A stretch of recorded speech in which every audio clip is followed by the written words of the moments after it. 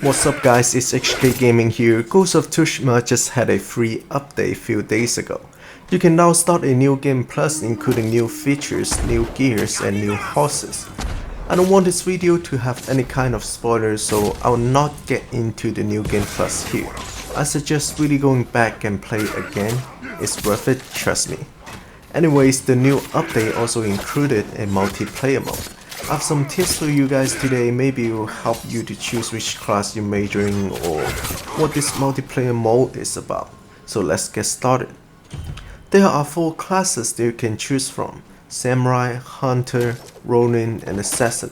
Let's look at the Samurai first. You will have total of 5 gears, 1 melee, 1 range, 1 charm and 2 ghost weapons. The melee weapons is just like the single mode, but you can only have 1 stance with a single weapon. Same with the range. The charms is just a extra status, like melee attack damage bonus or like fire damage, XP recovery, etc. However, ghost weapons are different.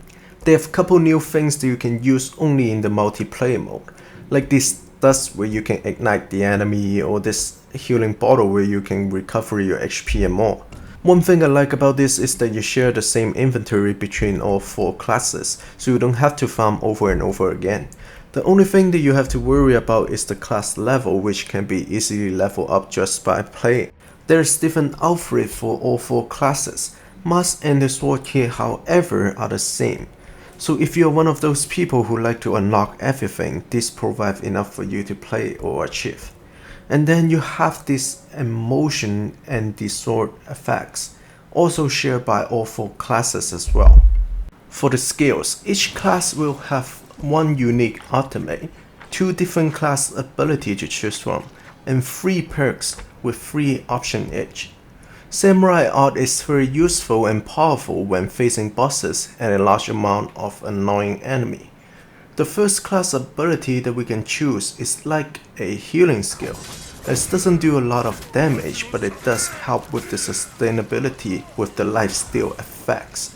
Healing is one of the major problems in the multiplayer mode, so this is very important. The second class ability that we can choose from is to do explosion damage when we land on melee attack, which I found pretty useless. And healing is much more powerful comparing to this, so I suggest going with the first one. First perk will be HP plus 25, which is pretty useful, you don't die as easy. Second, melee damage plus 10%, which I highly recommend. This will be a major bonus since all your damage is done by melee. The harder difficulty you get, the more damage you need, and that 10% is really gonna help. The last one is the class ability CD minus 15%, which is also useful, but I still think that 10% damage is better, since the bonus include your art, so it's very powerful. The second perk is pretty useless, blocking incoming arrow which you can dodge anyways. When your HP is low, parry and dodge window will be longer. The last one is mass resolve plus 1 and is by far the most useful. The last perks, heavily strike, which will cost 1 resolve, so I don't suggest using this. I'll rather spend my resolve on my art. This is also the reason why I choose the second one. Your art will perform 2 more strikes. When you're cleaning out enemies, this means 2 more enemies dead, and that's a lot. Or if you're facing bosses, this could determine whether you can kill or not. The last one will increase the number of legendary items that you can equip by 1. I have not yet got any legendary, so I'll see if it's worth using after I got it. Next we'll be looking at Hunter. Hunter is by far the most useless one. I'm not saying it's so bad that you can't use. It's just not as strong, and range attack doesn't seem to be that useful. The art is guaranteed headshot with 3 targets. It's like the Samurai, nothing too special.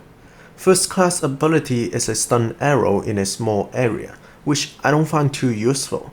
I've run into some Hunter teammate, and I think the explosive arrow is much more useful, which is the second class ability. First perk, all headshot damage plus 50% within 12 meter range, which I think this is only useful when you use your art within that range. Other than that, it's really hard to achieve that. Next, draw and reload speed plus 100% after assassination for 30 seconds. Then we have the class ability CD minus 15%. I'll choose from this or the damage plus 50%. Second perk we have is refill 30% of all ammo costing 1 resolve. Then we have this status effect damage plus 25%. And this is unlocking shield penetration arrow. For me, I would say go with the penetration. Shield enemy can sometimes be really annoying. The last perk we have 15% chance of doing headshot damage with a body shot. This can help a bit, but I don't think it's good enough. Next is 2 more targets with the odd. This will be the one that I'll choose. With the first perk, the odd could be pretty useful. And the last one is the legendary one. Next we have Ronin. This is the class you will want to have at least one in every single team. The odd is to revive all teammates when they are down. Super strong and super useful. If you are playing Ronin, you need to make sure you don't die before your teammate. First class ability is to summon a dog to help, which is good, but we're not using this one, because the second class ability is a must. A 42-second cooldown healing skill, which is the only area of healing effects in the game. You can use between waves to make sure all of the teammates are at full health.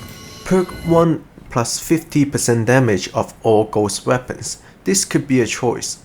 Second one is to weaken enemy that will do 25% less damage and take 25% more damage, which will cost you 1 resolve.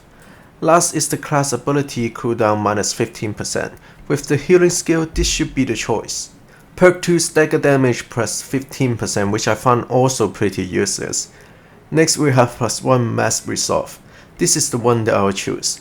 Last we have the healing receive and healing regen plus 15%. To be honest, with the healing skill, you really don't need that much bonus. I would say plus 1 max resolve to make sure you can almost always have your ult ready is the most important. Perk 3, your ult now apply a healing over time for 8 seconds, which can come in handy when your teammate is down with a bunch of enemy around. This ensures they don't die right after you revive them. Next is that your ult ignite nearby enemy for all players. This does provide a time for your teammate to take out the enemy, but sometimes in the harder difficulty a lot of enemy can't be taken down that easily. So I would say this is not as efficient. The last one is the legendary one. So I would say healing over time is the way to go. Lastly, we'll be looking at assassin. This is like samurai, which will be doing a lot of damage. The odd is to strike enemies like samurai. First class ability will be Toxic Vanish, which you throw a smoke bomb and deals stagger damage to nearby enemies. It could be useful when you are facing a large amount. The second class ability is Group Vanish, which you vanish with your nearby teammates. I will choose this one over the first one. This could sometimes save your teammates and gives your teammates a chance to do the assassination, which would deal a lot of damage. Perk 1 plus 30% damage during assassination. This is a lot of damage. I'll say this is the best to go. Then we have 200 normal damage with a stronger stealth attack, but it will cost you 1 resolve. I tend to spend my resolve for ultimate, so I wouldn't suggest this one. Then we have class ability CD minus 15%. It is still not as efficient as the 30% damage, but it could be a good choice. Perk 2 we have faster and quieter stealth attacks. This is much more powerful than you think. Combining with the ghost weapon, you can perform 1 to 2 more stealth attack in combat. Then we have silent when running, which is useless. And we have plus 15% assassination damage to stagger enemies, which stagger itself is not easy to achieve. Even with the class ability, the outcome is not as strong as it sounds.